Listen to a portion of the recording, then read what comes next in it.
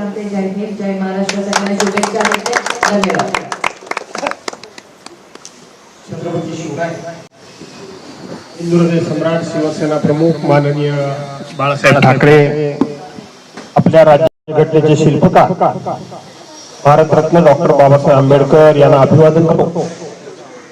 आपल्या पक्षाचे पक्षप्रमुख आदरणीय उद्धवसाहेब ठाकरे, व्यासपीठावर उपस्थित असलेले आपल्या सर्वांचे ज्येष्ठ मार्गदर्शक आणि राष्ट्रवादी काँग्रेस पक्षाचे नेते सन्मान्य बाळासाहेब नरे, आपले अरुणभाऊ नरे, आपले विधानसभा प्रमुख श्री सुरेशराव कदम, माझे जुने मित्र हरदीपजी लाली, विधानसभा सदस्य राकेश देशमुख, माझे ज्येष्ठ मार्गदर्शक दत्ताजी घाटकर, शाखा प्रमुख वंदनाताई मोरे, अयोध्याताई पोळ, उपविभाग संघटिका आयरे मॅडम, व्यासपीठावर उपस्थित असलेली शिवसेना, मनसे, राष्ट्रवादी काँग्रेस पक्षाची सर्व प्रमुख मंडळी आणि ज्यांना आपण निवडून देण्याचा नक्की निर्धार केलेला आहात आणि कुठे जर मागे पुढे असाल, या सर्वांना आपल्या उर्मिलाताई पांचाळ यांना निवडून द्या असा आग्रह आणि विनंती करण्याकरता म्हणून या ठिकाणी बांधवांनो, भगिनीनो, अनेक निवडणुका आमच्या घर साहेबा लोकांनी सारख्या जुन्या जाणत्या लोकांनी, आमच्या अरुणभाऊ नरेंद्र सारख्या जुन्या जाणत्या लोकांनी अनेक निवडणुका बघितल्या. मी सुद्धा माझ्या आयुष्यामध्ये 100-150 निवडणुका जवळून बघितल्या आणि स्वतःच्या 8 निवडणुका लढलो आणि जिंकलो देखील. परंतु यावेळची निवडणूक तुमच्या आमच्या सर्व जणांच्या प्रतिष्ठेपेक्षा या महाराष्ट्राच्या स्वाभिमानाची आणि सन्मानाची खऱ्या अर्थानं निवडणूक आहे. या महाराष्ट्राचा स्वाभिमान, या महाराष्ट्राचा सन्मान, या महाराष्ट्राची शान, या दिल्ली दरबारी सुद्धा महाराष्ट्राचं नाव घेतल्यानंतर दिल्लीला सुद्धा महाराष्ट्राच्या समोर नतमस्तक प्रसंगी व्हावं लागतं. तो महाराष्ट्रात अडचणीत, त्या महाराष्ट्राचा स्वाभिमान सन्मान अडचणीत आहे. किंबहुना गेली अनेक वर्ष या ताटमानेनं महाराष्ट्र या देशामध्ये वावरतोय, ताटमानेनं हिमतीनं ताटकण्यानं उभा आहे. अनेकांनी अनेक प्रकारचे आघात या महाराष्ट्रावर करण्याचा प्रयत्न केला, पण महाराष्ट्र कधी तुटला नाही, झुकला नाही आणि कोणाच्या समोर तो वाकला सुद्धा नाही. त्या महाराष्ट्राला झुकवण्याकरता, त्या महाराष्ट्राला वाकवण्याकरता, त्या महाराष्ट्राची इभ्रत या ठिकाणी पणाला लावण्याकरता म्हणून काही लोक गेले अनेक वर्षापासून टपून बसलेली आहे. अनेक लोक स्वप्न बघताय. हे स्वप्न फार जुनं आहे, त्यांचं स्वप्न फार जुनं आहे. आपल्याला आठवत असेल, भारतीय जनता पार्टीचे राष्ट्रीय अध्यक्ष आणि आताचे देशाचे गृहमंत्री अमित शहा या मुंबईमध्ये म्हणाले होते की मुंबई जिंकणं हे आम्ही खूप खूप असं जुनं स्वप्न आहे. हे वाक्य तुम्ही सर्वसाधारणपणे सर्वांनी इतक्या सहजासहजी घेऊ नका. या वाक्याच्या पाठीमागं खूप मोठा अर्थ दडलेला आहे. या वाक्याच्या पाठीमागं त्यांचा सूड आहे. या वाक्याच्या पाठीमागं त्यांचं अनेक वर्षांचा कुठला तरी डाव स्वप्न जे दडलेलं आहे, ते स्वप्न त्यांना असं वाटतंय की आज दिल्लीमध्ये सत्ता आमच्या हातामध्ये आहे, राज्यामध्ये सत्ता आमच्या हातामध्ये आहे आणि म्हणून आमचं स्वप्न पूर्ण होण्याची वेळ आलेली आहे. पण ते जर त्यांचं स्वप्न पूर्ण झालं, नमस्कार या, स्वप्न पूर्ण तर होणारच नाही, पण त्यांचं जर स्वप्न पूर्ण झालं तर ही मुंबई मिळवण्याकरता म्हणून ज्या 106 हुतात्म्यांनी आपल्या प्राणांचं बलिदान केलं, ज्या 106 हुतात्म्यांनी आपल्या प्राणांचं बलिदान देऊन आपली मुंबई, त्यांना माहित होतं की आम्ही आमच्या प्राणांचं बलिदान दिलं, पण पुढच्या पिढी करता ही मुंबई आम्ही शाबूत ठेवली, म्हणून ते स्वर्गामध्ये देखील स्वाभिमान आणि सन्मानाला या ठिकाणी तुमच्या आमच्याकडे पाहतायत.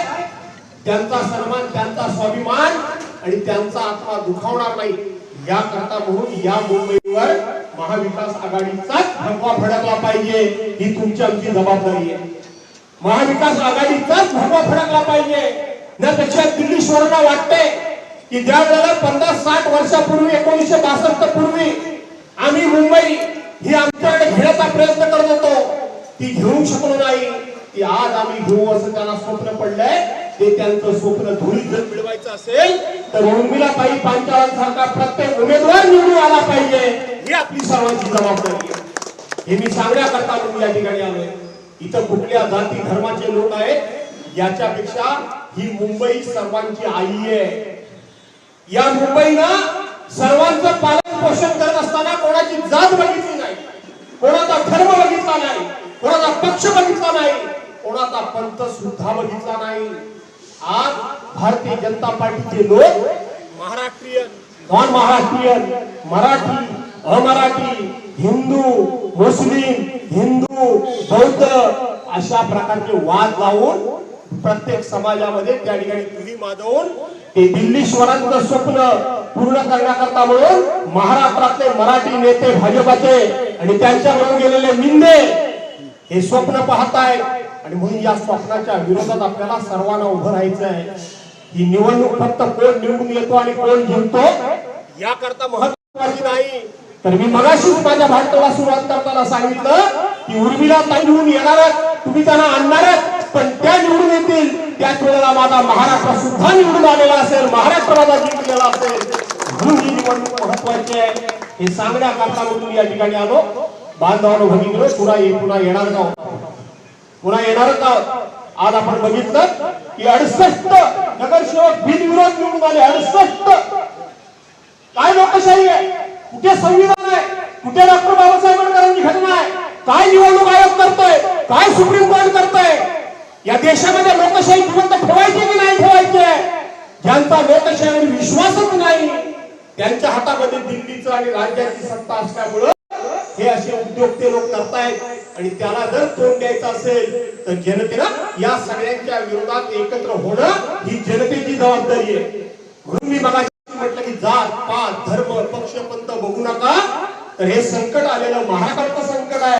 हे संकट परतवून लावायचं असेल तर या ठिकाणी शिवसेना, मनसे आणि शरदचंद्र पवार साहेब गटाचे उमेदवार जिथे जिथे उभे असतील त्या सर्वांना निवडून देणं म्हणजेच हे संकट परतवून लावणं हा त्याला अर्थ आहे. आणि म्हणून या भागामध्ये सुद्धा आमचे बौद्ध बांधव देखील मोठ्या प्रमाणात आहेत असं मला कळतं. त्यांनी विचार करावा. आज तर तुम्ही त्या ठिकाणी कोणीतरी आघाडी कोणाबरोबर केली का, परंतु डॉक्टर बाबासाहेब आंबेडकरांची घटना वाचवायची असेल, संविधान वाचवायचं असेल तर आपल्या सर्वांना भावनेच्या आधी जाण्याच्या ऐवजी जे संविधानाच्या मागे उभे राहणारे लोक आहेत, प्रसंगी आपल्या छातीचा कोट करून संविधान वाचवण्याकरता म्हणून जीवाची बाजी लावणारे शिवसैनिक आहेत, त्यांच्या पाठीमागे तुमची खंबीरपणे साथ कालही होती, आजही आहे आणि उद्याही राहू द्या असं खास करून तुम्हाला या ठिकाणी मी मनपूर्वक विनंती करतो. आणि मला पुढे घाटकोपरला जायचं असल्यामुळे आणि सकाळ काढल्याचं उद्घाटन करायची संधी मला आपण दिली. मी आलो तर काही मेहरबानी केली असा भाग नाही. काही आपण सगळे शिवसैनिक आहोत. आपल्याकडे वेळ असेल तर आपल्याकडे मान पान निमंत्रण ऍडव्हान्स मध्ये वगैरे असं काही नाही. जेव्हा जेव्हा मला वेळ मिळेल तेव्हा तेव्हा बोलवाल त्या वेळेला येईल हा शब्द मी तुम्हाला देतो. तुम्हाला निवडून देणारच आहे, परंतु निवडून जाणाऱ्या उमेदवाराच्या कार्यालयाचं उद्घाटन करण्याची संधी मला तुम्ही दिली याबद्दल मी तुमचे आभार मानतो. आणि या कार्यालयाचं उद्घाटन झालं असं जाहीर करून आपल्या सर्वांची रजा घेतो. जय हिंद, जय महाराष्ट्र. काय म्हणताय?